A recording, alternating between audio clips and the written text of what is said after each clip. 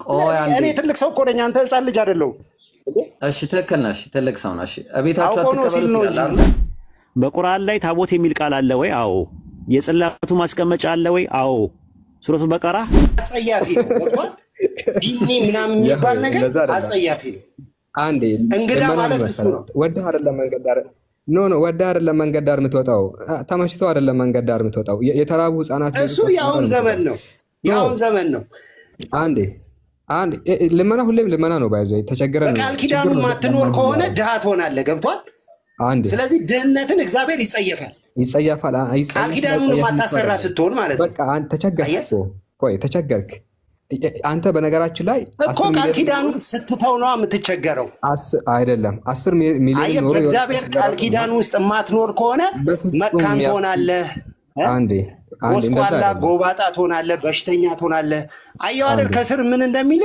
ከእርሻ በየአመቱ ከምታገኘው ከዘር ፍሬ ሁሉ አስራት ታወጣለህ ቃል ኪዳን ነው ይሄ አንዴ ያው አየው አንብበው ሙሉን ገና ጫፍ ላይ አንብበህ እኮ ነው አንተ እኮ የምትቸገረው ምን መሰለህ አሁን ሙሉን አንብበው አንተ የምትለው በፍጹም የሚያስኬድ ነገር እኮ አይደለም አንተም በእምነት የሚበልጥ ለማኝ አለ ካንተ በላይ እግዚአብሔርን የሚፈራ ለማኝ አለ ካንተ በላይ ቃል የሚጠብቅ ለመና ከክደት ጋር ብቻ የሚገናኝ አይደለም የካዱ ሰዎች ለማኝ ተባለ ካንተ በላይ ኖ ቃል ኪዳኑን የሚያሰራ ነው የምትለኝ አንዴ ያዳም ቃል ኪዳኑን የሚያሰራ አስራት የሚከፍል አይደለም ንገረኝ አስራት የሚከፍል አንዴ አስራትን ወደ ቤት ያስገቡ የሰማይን መስኮት ባልከፍትላችሁ ብሎ እግዚአብሔር ተናግሯል እባክህ አዳም ስለዚህ ድሃ ሊሆን አይችልም ማንም ሰው ይሆናል ቆይ ካንተ በላይ እምነት ያለው ሰው ድሃ ሊሆን ይችላል አንተ የምትለው ድሃ እኮ የሆኑት ከእግዚአብሔርን ስላልሰሙ እንደዛ የሚባል ነገር የለም ይሄ የህፃን ጨዋታ ነው ድህነት ከእምነት ጋር የሚገናኝ አይደለም በጣም ባለጌ ድሃ ሊኖር ይችላል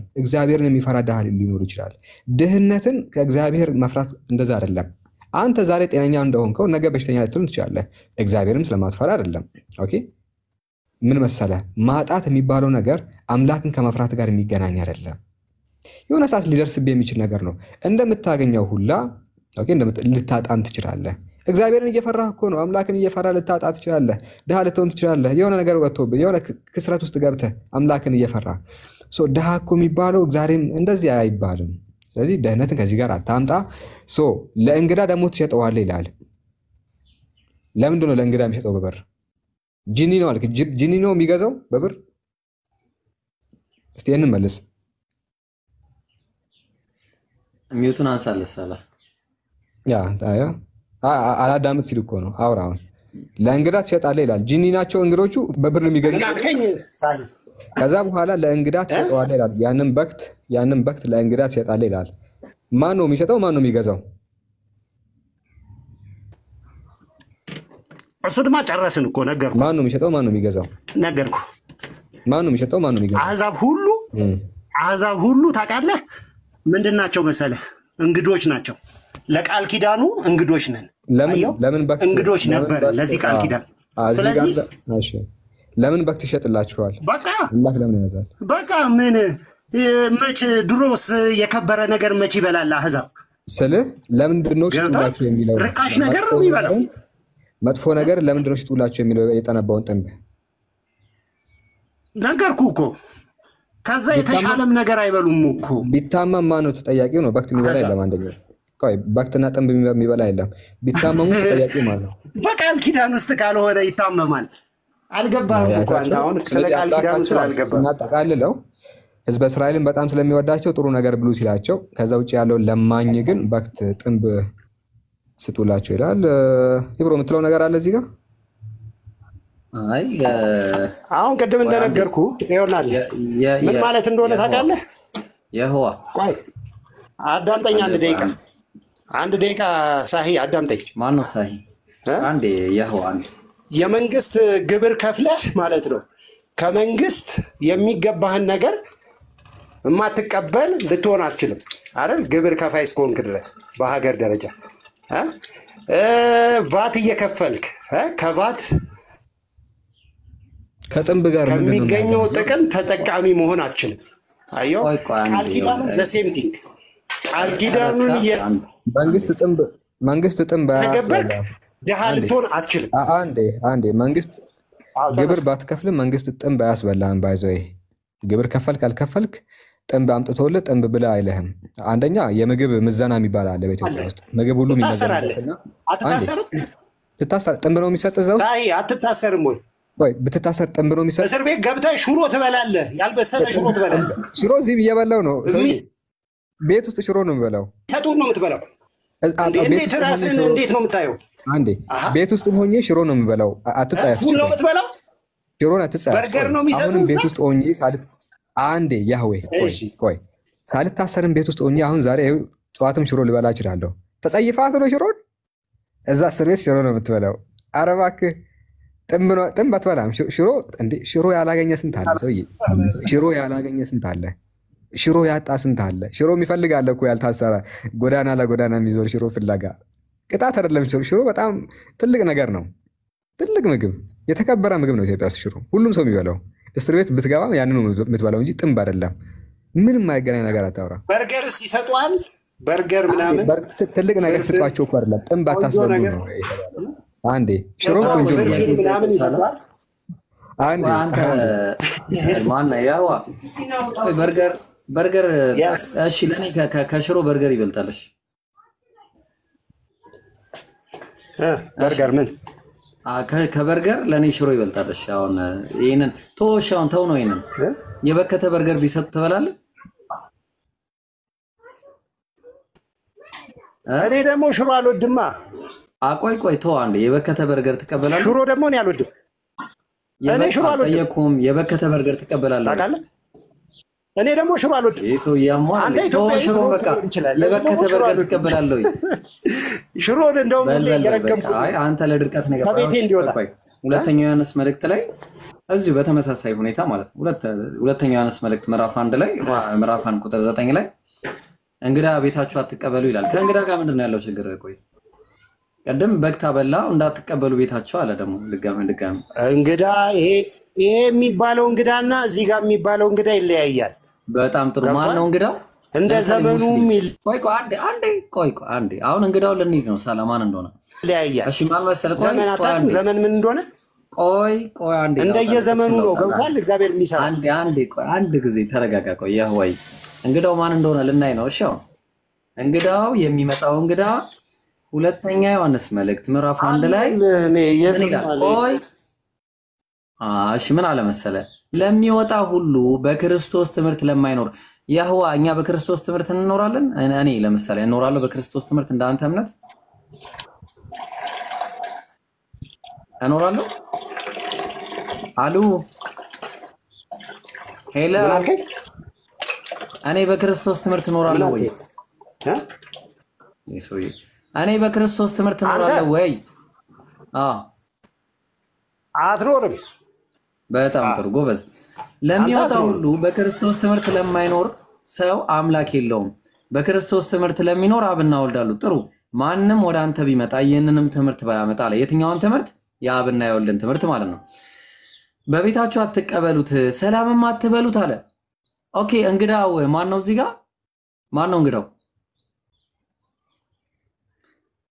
ኢብራሂም ነው እንግዳው? ያህዋ ኢብሮ ኔትወርክ ነው። እሺ ድገምልኝ ያልከውን ነገር። ወይኔ እኮ በቃ ቤታችሁ አትቀበሉት ድገምልኝ። በክርስቶስ ትምህርት እኔ አልኖርም ብለህ ነው። በክርስቶስ የማይኖረውን ሰው ቤታችሁ አትቀበሉት አለ። በክርስቶስ ትምህርት የማይኖረውን ሰው ቤታችሁ አትቀበሉት። አይሰማም? ምን ሆኖ ነው? አውቆ ነው። ይሰማል። ይሰማል። ያህዋ ሙዳት ያዝ። በክርስቶስ ጉዳይ ዲያን አስገቡት። እሺ በክርስቶስ ትምህርት ለማይኖር ሰው ለምሳሌ ኢብራሂም ነው አይደል? አንደኛው ኢብራሂም ነው። ኖ ጥሩ። ቤታችሁ አትቀበሉት ይላል። አውቆ ነው ትለኛለህ። ቆይ እኔ ትልቅ ሰው እኮ ነኝ። አንተ ህፃን ልጅ አይደለሁም። እሺ ትክክል ነህ። እሺ ትልቅ ሰው ነህ። እሺ ቤታችሁ አትቀበሉት ይላል አይደል? ኧረ ሳይ እንዴት አይተኸኝ ነው? እሺ ትክክል ነህ። በቤታችሁ አትቀበሉት የሚለው እኔን ነው አይደል? እንግዳው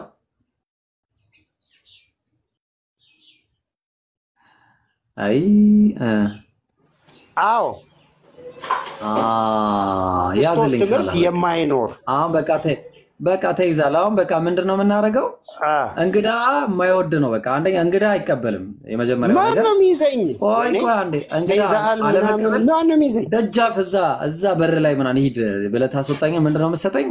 የሆነ ቤት ውስጥ የበከተ ምናምን ምግብ እንካ ብለህ አሽገህ ትሰጠኛለህ ማለት ነው። እንደዛ ልደፋኝ እንግድነት መጥቼ ማንተ ጋር አሁን እኮ እንደኔ ምግብ ማብላት አግባብ ነው? ስለ ዘመን ልዩነት አልገባህም። ምንም እኮ ስለ ዘመን ልዩነት አልገባህም። ምንድነው የዘመን ልዩነት? አይደለም የዘመን ልዩነት አልገባህም። ምንድነው የዘመን? ያኔ በብሉይ ኪዳን ለእስራኤላውያን የሰጠው ሕግና አሁን በእኛ ጊዜ የምንተገብረው ይለያያል። ገብቷል? ምንድነው ልዩነቱ ስትል አሁን ሐዋርያት ሥራ ምዕራፍ 10ን አንብብ። ማን የሰጠው? ሕጉ ማን የሰጠው? አደብላ ይለዋል። ትክክል ነህ። አንተ በዛ ጋር ተመራም ተስማምቻለሁ።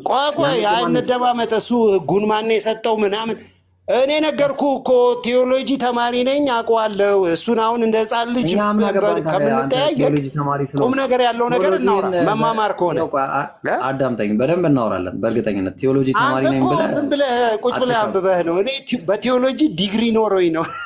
ኧረ እባክህ እሺ ና ተወያየን። በፈለግከው ርዕስ እንግባ። ና ያው ሜዳውን ፈረሱም ያው ናሽ በምን ርዕስ ትገባለህ እኮ እየነገርኩህ እኮ ና እኮ አንድ ርዕስ ዲስፔንሴሽን የሚባል ነገር አለ። የተማርከው ሰውዬ ና ያው አንድ ርዕስ ያዝ። ነገረ ክርስቶስ ላይ ትገባለህ? ከሱ ጋር ተከራክሬያለሁ ለማለት ስላሴ ላይ ትገባለህ? ቆይ አይደለም ምንም ጥቅም የለውም። ስላሴ ላይ ትገባለህ? ነገረ ክርስቶስ ላይ ትገባለህ? ባይብል አጠባበቅ ላይ ትገባለህ? ምረጥና ገባ። ከሶስቱ አንዱ ምረጥ። ይኸውልህ ወዳጄ እኔ አሁን ያነሳኸው ጉዳይ ላይ ነው የምናገረው።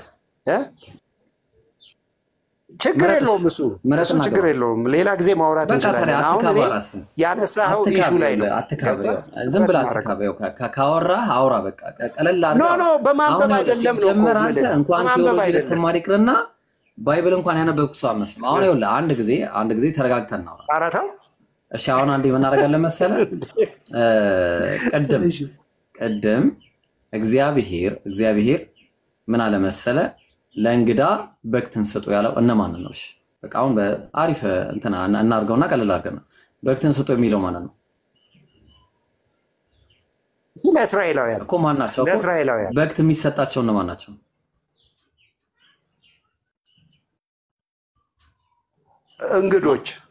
እንግዳ ማለት አዛብ ለሆኑት ማለት ነው። ጀግና በቃ ጀግና። እናመሰግናለን። ጨርሻለሁ። እኔ አዛብ ለሆኑ ሰዎች ምን ይሰጣል? በክት ይሰጣል። እኔ ጨርሻለሁ። በቃኝ። ግልጽ እኮ ነው የተቀመጠ ነገር። ምን አመሰግናለሁ። ኤብሮ አንዴ እኔም አንተም በክት በላተኞች ነበርን። በክት የተባለው የሞተ ነው ወይስ አይደለም? በክት የተባለው የሞተ ነገር ነው ወይስ አይደለም? አዎ ይሄ አውሬ የሰበረው አሁን በአሁኑ ዘመን ደግሞ መኪና የገጨው በክት ይባላል። አዎ በደንብ አዎ ዘሌዋውያን ምዕራፍ 7 ቁጥር 15 ላይ አንተ እኮ ዘሌዋውያን ምዕራፍ ነው አእምሮ ላይ የሚመጣው እንደዛ አይደለም። ቆይ ልንገርህ። እሺ ቆይ የሆነ ትል ያለው ምናምን ዘሌዋውያን ምዕራፍ 17 ቁጥር 15 ላይ ወይ እግዚአብሔር። እሺ ልቀጥል። አሁን በደንብ አዳምጡ። ያለኝን ሰምታችኋል። በክት ማለት የተሰበረ የሞተ ነው ብሎኛል። እኔም የምፈልገው ያንን ነው። ዘሌዋውያን ምዕራፍ 17 ቁጥር 15 ላይ የሞተን ወይም ምንድን ነው የምታምነው? አረቆ አዳምጠኝ። የሞተን ወይም አውሬ የሰበረውን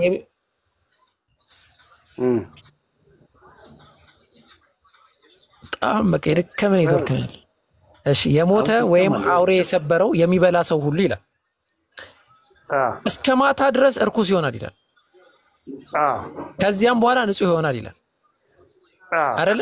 ስለዚህ አሁን እግዚአብሔር ሰዎቹ እንዲረክሱ ነው የሚያበላቸው የነበረው በክት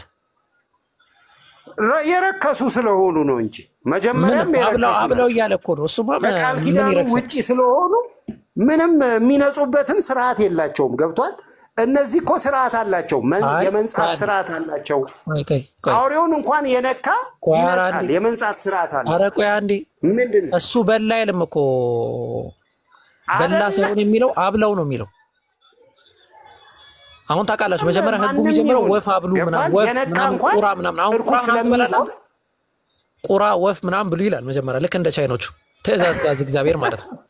ምን አስቃል ዘዳግም እኮ በላ ነበር ድሮ በላ ነበር ታስታውቃለህ። ለዛ ነው እንደዚህ አይ ድሮ በላ ነበር በጣም ማውራት የጀመርከው። እሺ አንድ ጥቅስ አንድ ጥያቄ ልጠይቀውና ኢንሻአላህ ትቀጥላላችሁ። ቆይ አንድ ቪዲዮ ትላለ እንቁራሪት ትላለ እማንበላው ነገር አልነበረም። እባብ ትላለ አራት ጉንዳን ሳይቀር ጠብሰን እንበላ ነበረ። ጉንዳን ራሱ ሳይቀር ይሄ ብቃት ነው። እሺ አንድ ሌላ ጥያቄ ልጠይቅ ከተፈቀደልኝ። አንተ እኮ እንደ የዋህ ነህ በእውነት። ወደዚህ ወደ ደቡብ አፍሪካ ምናምን ብትሄድ እኮ ዘንዶ ሁሉ የሚበሉ አሉ፣ እባብ የሚበሉ አሉ። ምን ብለህ ልትሰብካቸው ነው? ኧረ ሀዋ እነሱ እኮ ፌቨራይት ፉዳቸው ነው። አንተ እዚህ ዶሮ ነው የምትበላው። ያንተ ምን አይነት ልጅ ነው? እናት አንዴ ጥያቄ ልጠይቅ።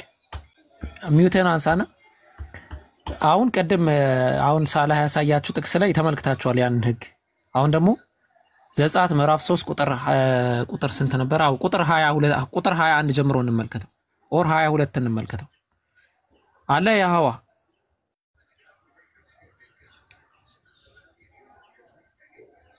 ሚውቱን ያዙ። ቆራበል ሊታመናል ምን አልከኝ? እሺ ይሄን ጥያቄ አንዴ ተቀበለኝ። በቃ አረ ይብቃው ባክ። ኒቆዲሞስ የሚለው ይጠይቅ። ጥያቄን ጨርስ አቡኪ፣ ከዛ ይበቃል። እሺ እያንዳንዷ አንተ ቂጣ ስለምትበላ በቃ ሰው እያንዳንዷ አብራዊት ከጎረቤቷ ይሁን። አሁን ይሄ ከቂጣ ጋር አንዴ እሺ ቀጥል። እሺ ምንድነው? ሂድ በጠዋት አትጠጡ ባካችሁ። ጠላ ቤት ነው በጠዋት አትቆዩ። ይብሮ ይበቃዋል። ባላ ይብቃው በቃ። ኒቆዲሞስን ልጠይቀው አንዴ። ጠይቀውሽ። ኒቆዲሞስ አለ?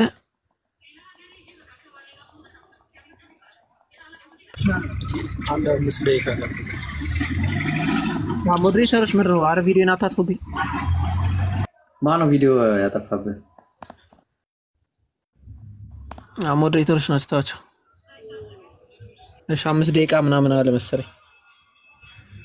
እስከዚህ አንድ ነገር ላሳይና ቅድም ይሄ የሞተውን የሚለውን እንዴት ነው ትልቅ እንደዚህ ትልቅ ላይ አታርጉኝ። እዛ ከአቡኪ ጋር ግማሽ ግማሽ መሆን ይችላል። አቡኪ ወርዶ ኦኬ። እና ምንድነው የሚለው መሰላችሁ? you are not to eat any carcass ይላል። እናንተ ምንም ካርካስ እንዳትበሉ ይላል አይታችሁ ከሆነና ምንድነው ካርካስ ምንድነው? በቁርአን ላይ ታቦት የሚል ቃል አለ ወይ? አዎ። የጽላቱ ማስቀመጫ አለ ወይ? አዎ። ሱረቱ በቀራ ምዕራፍ 2 ቁጥር 248። እኛ ታቦት የለንም፣ ግን ስለ ታቦት ያወራል ቁርአን። እኛ ጽላት የለንም፣ ስለ ጽላት ያወራል ቁርአን። ቁርአን ስለ መና ያወራል፣ ግን መና የለንም በአሁን ሰዓት። ቁርአን ስለ ድርጭት ያወራል፣ ድርጭት ግን የለንም እኛ። በጣም ሰፊ ልዩነት አለው ራሱ ማለት ነው። ሱረቱ በቀራ ምዕራፍ 2 ቁጥር 248 ላይ ነብያቸው ለነርሱ የንግስና ምልክት ከጌታቸው የሆነ እርጋታ የሙሳ ቤተሰብና የአሮን ቤተሰብ ከተውት ቅርስ በውስጡ ያሉበት መላእክት የሚሸከሙት ሆኖ ሳጥን ለሚለው ቃል የተቀባው አረበኛው ታቡት የሚል ቃል ነው የሚጠቀመው። ታቦት ማለት ነው፣ ተመሳሳይ ነው ትርጉሙ። ሳጥን ማለት ነው ትርጉሙ። ሳጥን በሚል ቃል በቁርአን ውስጥ ብዙ ቦታ ላይ መጥቷል። ሱረቱ ጣሃ ምዕራፍ 20 ቁጥር 39 ላይ ይገባላችሁ። ሱረቱ ጣሃ ምዕራፍ 20 ቁጥር 39 ላይ ምዕራፍ 20 ቁጥር 39 ላይ ምን ይላል እዚህ ጋር? ሕፃኑንም በሳጥኑ ውስጥ ጣዩ አላት። የሙሳ እናት ናት። ሙሳ በሳጥኑ ውስጥ አድርጋ ጥለዋለች ራሱ። ሳጥኑን በባህር ላይ ጣዩ፣ በባህር ዳርቻም ይጣላል ብለው አላት ይላል። ስለዚህ በሳጥኑ ውስጥ ጣዩ ሲላት ሳጥን ለሚለው ቃል የገባው አረብኛው ታቡት የሚል ቃል ነው። ስለዚህ ታቡት ምን ማለት ነው ተብላችሁ ብትጠይቁ ሳጥን ማለት ነው ትርጉሙ። እኔ ቤቴ ውስጥ ያለው እንትን ታቡት ነው የሚባለው።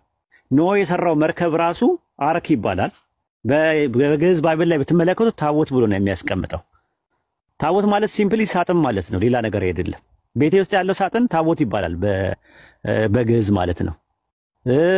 በአረብኛ ብትመለከቱት ታቦት ይባላል። ታቦት ማለት ማስቀመጫ ነው። አሁን ብሉይ ኪዳን ላይ ያለውን ስለ ታቦት ምን ብሎ ስራ ብሎ እንዳዘዘው እንመለከታለን። እሺ ቀጥል።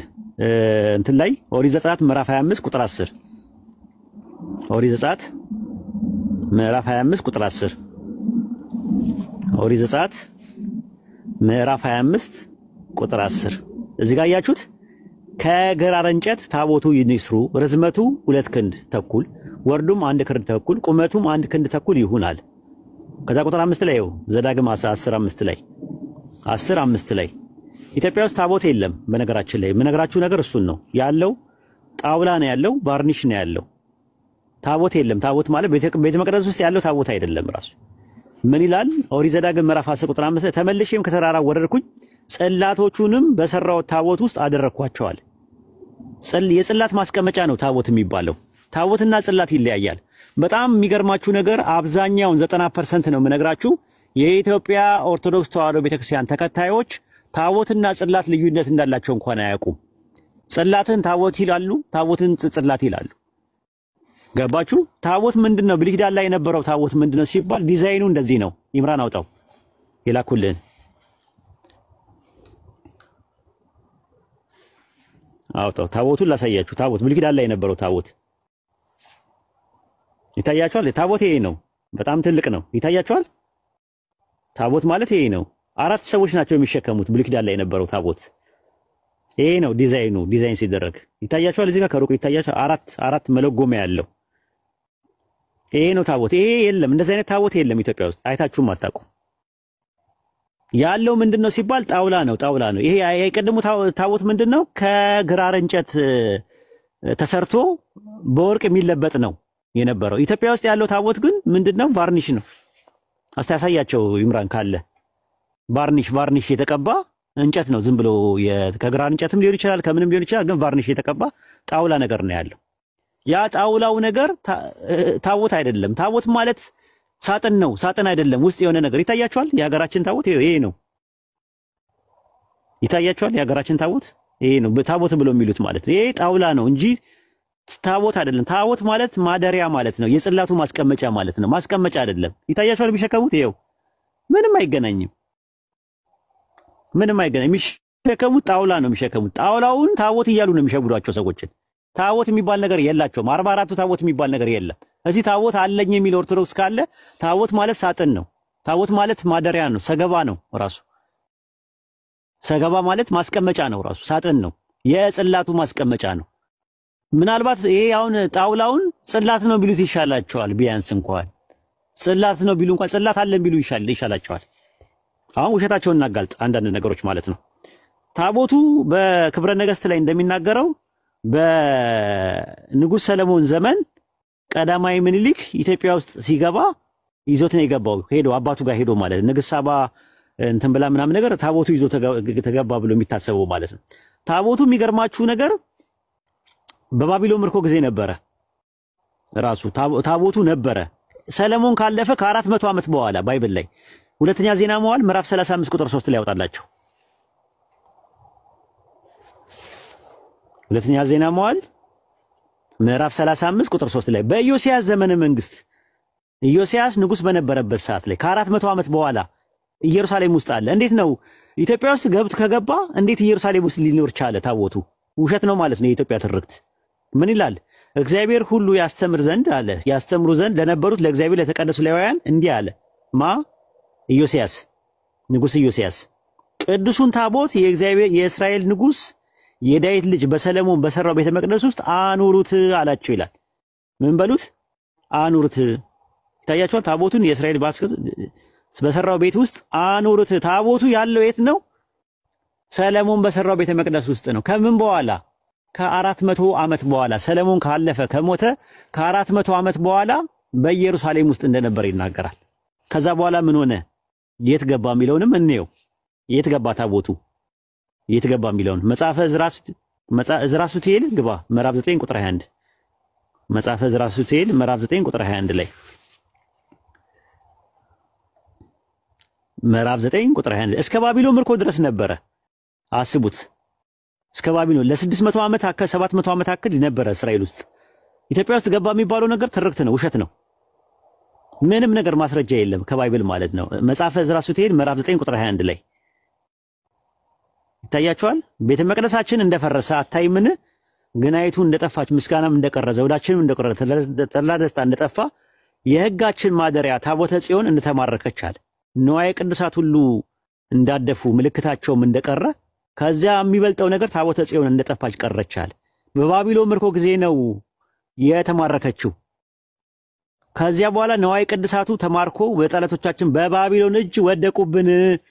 የባቢሎን ንጉሥ ናቡከደነጾር በ606 መቶ ታቦቱን ወሰደው፣ ማረከው፣ ወሰደው። ከዛ በኋላ ጠፋ። የት ገባ ብለን ስንል ምድር ተሰንጥቃ ዋጠችው ታቦቱን። አሁን ምድር ውስጥ ነው ያለው፣ ተሰንጥቃ ምድር ውስጥ ነው እንትን ያለው፣ ተሰንጥቃ ያለው ማለት ነው። ሁለተኛ ዕዝራ ግባ። ሁለተኛ ዕዝራ ምዕራፍ 1 ሁለተኛ ዕዝራ ምዕራፍ 1 ቁጥር 54 ላይ ዕዝራ ስትሄድ ምዕራፍ ነው ስለዚህ ዕዝራ ስትሄድ ሁለተኛው ላይ ምዕራፍ 1 ቁጥር 54 ላይ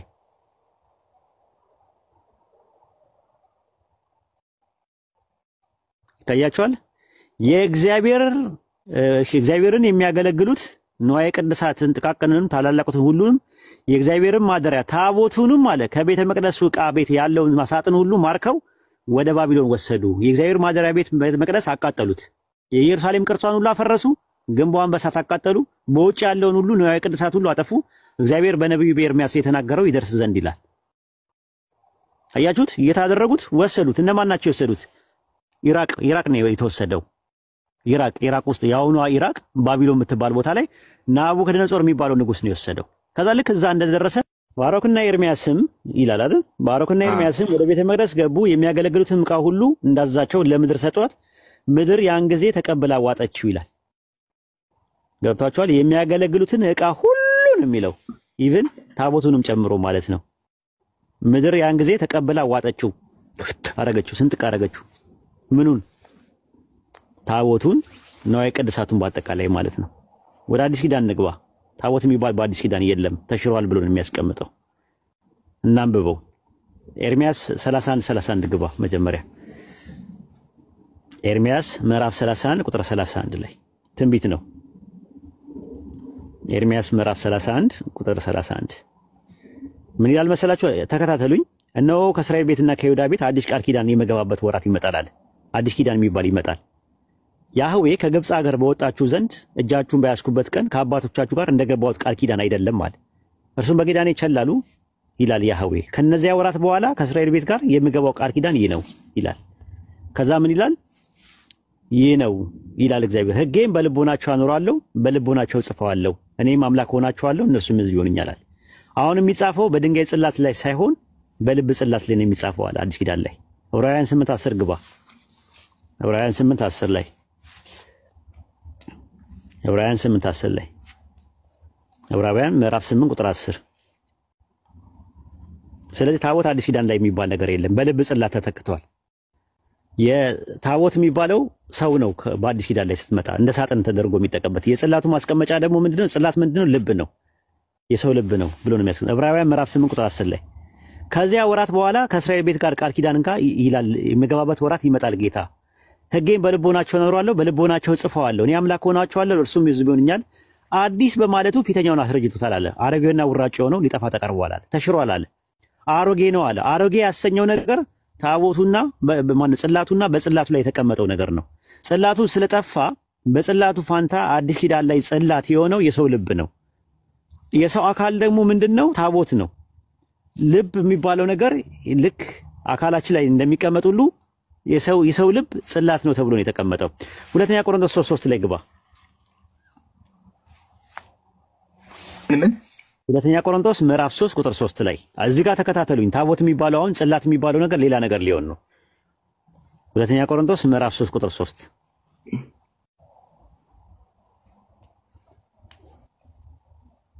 ሁለተኛ ቆሮንቶስ ምዕራፍ 3 ቁጥር 3 ላይ እናንተ በሕያው አምላክ መንፈስ እንጂ በቀለም አይደለም፣ ሥጋ በሆነ በልብ ጽላት እንጂ በድንጋይ ጽላት ያልተጻፈ በእኛ የተገለጠ የክርስቶስ መልእክት እናንተ ናችኋል።